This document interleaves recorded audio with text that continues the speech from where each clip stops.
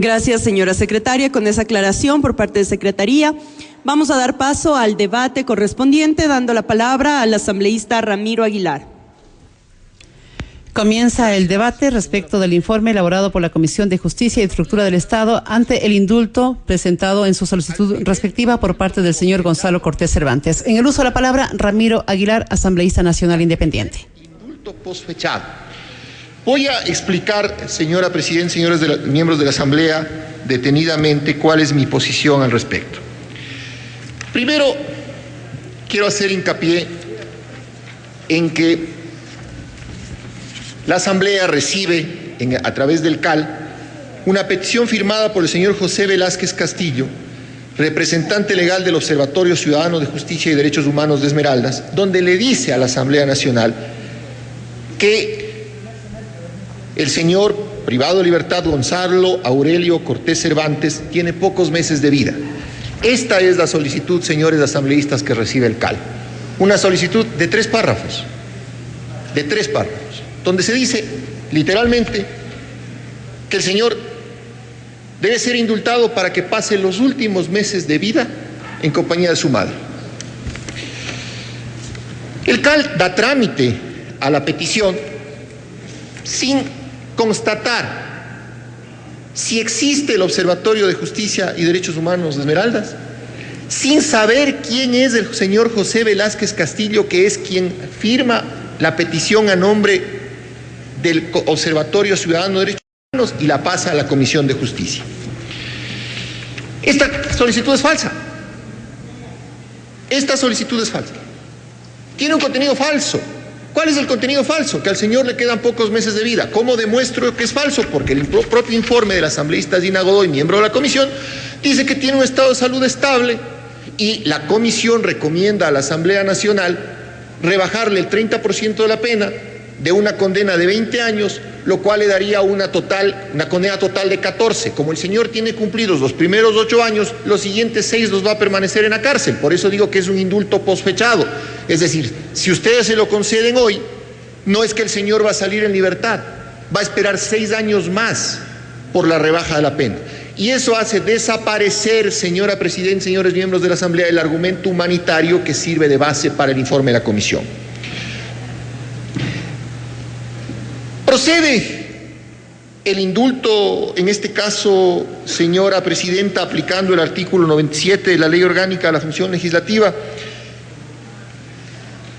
Procede. Primera pregunta que les quiero hacer a ustedes es, a ver, una persona que tiene SIDA, ¿es por ese solo hecho inimputable? No, no es inimputable. De tal forma que si tiene SIDA pero comete un delito, tiene que ser procesada. No es inimputable. Ahora, ¿qué pasa si la persona contrae la enfermedad en la cárcel? La respuesta la dieron ustedes en el artículo 710 del Código Orgánico Integral Penal, en donde dice que las personas privadas de libertad que están padeciendo una enfermedad catastrófica tendrán derecho a una asistencia de salud por parte del Estado específica, individualizada. Eso dice el artículo 710 del Código Orgánico Integral Penal. Entonces, la respuesta a la segunda pregunta, que era, una persona con SIDA por ese solo hecho, ¿merece el indulto o la rebaja de pena? No. ¿Qué merece? El tratamiento específico establecido en el artículo 710 del Código Orgánico Integral Penal. ¿Qué es lo que está pasando aquí, señores miembros de la Asamblea? Aquí tenemos una grosera intromisión por parte de la Asamblea Nacional en asuntos que le son propios a la función judicial. ¿Cuáles son esos asuntos propios de la función judicial? El cumplimiento de la pena. ¿Qué ocurre? ¿Cuál es la salida? ¿Cuál es la salida que debería darse aquí en términos legales? No el indulto o rebaja de pena previsto en la Ley Orgánica de la Función Legislativa, sino el régimen abierto previsto en el Código Orgánico Integral Penal o el régimen de prelibertad, según cuáles sea favorable al privado de libertad, para lo cual existe en este momento una competencia otorgada por la disposición transitoria 23ª del Código Orgánico Integral Penal al propio Ministerio de Justicia para que se encargue de revisar la evaluación del privado de libertad. ¿Por qué?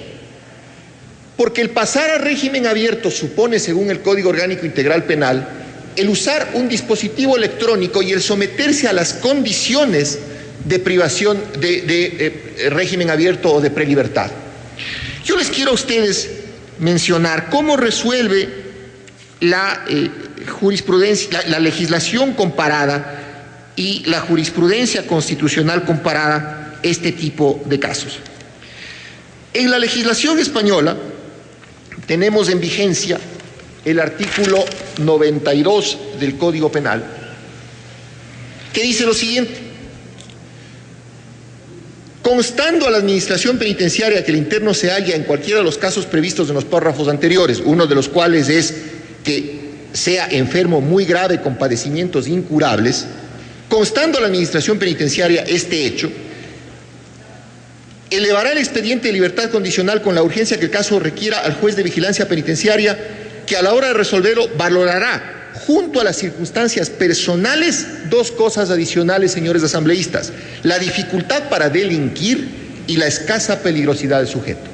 En el informe que nosotros estamos conociendo, que es el informe de la Comisión de Justicia, no se dice nada respecto de estos dos elementos: la dificultad para delinquir y la escasa peligrosidad del individuo, porque no se menciona en el informe de la comisión, o se lo menciona muy de soslayo, que la persona que va a ser indultada está presa por haber asesinado a un oficial de la policía, a quien asesinó en concurso con otros ciudadanos a puñaladas, cuando el oficial de la policía se opuso al asalto a un bus de Flota Imbabura hace 8 años. Y eso consta en la sentencia, cuando la persona a la que ustedes pretenden indultar llegaba a su casa, entre otras cosas decía: oye, vengo matando a un policía como si nada. La prelibertad, o la libertad condicional a la que se refiere la legislación española, a la que he hecho referencia, fue también objeto de discusión constitucional en España. Es decir, el Tribunal Constitucional español decía: a ver, por qué razón, para hacer una libertad condicional de un enfermo muy grave y con padecimiento incurable, tengo que además valorar su peligrosidad? ¿Por qué? Y el Tribunal Constitucional español resuelve en función de que esa reflexión obedece al equilibrio entre el derecho a la vida, unido indisolublemente por su consistencia ontológica a la dignidad de la persona como profesión de fe en el hombre, que lleva en sí todos los demás, y el de la gente a su seguridad, mediante la segregación temporal en cumplimiento de las penas privativas de libertad. Y eso es algo que la Asamblea no está haciendo. Finalmente, lo que está haciendo la Asamblea es diciéndole al país 3 cosas. Nosotros solo vemos al enfermo, pero ocurre que no está tan enfermo, está enfermo, pero no en etapa terminal que obligue a que sea un acto humanitario el indulto. El carácter humanitario va linkeado, señores miembros de la Asamblea, con la emergencia y la necesidad de sacarlo de la cárcel para que no muera. Y aquí ustedes me dicen: eso no va a ocurrir en 6 años. Eso desnaturaliza la razón humanitaria. Tenemos que la persona que presenta la petición del indulto tiene 32 juicios penales, de los cuales 20 son penales, acusado de falsificación de documentos, de estafa, de calumnia, de violencia física y psicológica. El observatorio por el que está apareciendo la petición no existe. El usuario del observatorio fue desahuciado por un juzgado de lo civil de Esmeraldas y fue echado porque no pagaba ni los arriendos. Entonces, estamos, señores, frente a un timo, frente a una timación que pretende encubrir la salida de un preso. Lo sé, señora presidenta, gracias. Que pretende encubrir la salida de un preso sin hacernos ver ni su peligrosidad ni su posibilidad de reincidencia, indultado, es decir, perdonado todo, cuando lo que el señor debería hacer, probada su enfermedad, es acogerse al régimen abierto o al régimen de prelibertad previsto en el COIP. Señores, no puedo jamás, ni conceptualmente, ni políticamente, estar de acuerdo con este indulto posfechado, con un informe de la comisión que lamentablemente no recoge todos los elementos en juicio y que va a terminar sentando un pésimo precedente en la actuación de la Asamblea, quien se convertirá a partir de ahora, subrogando a un juez, en un rebajador de penas a criterio de quien las pida. Gracias, señora presidenta.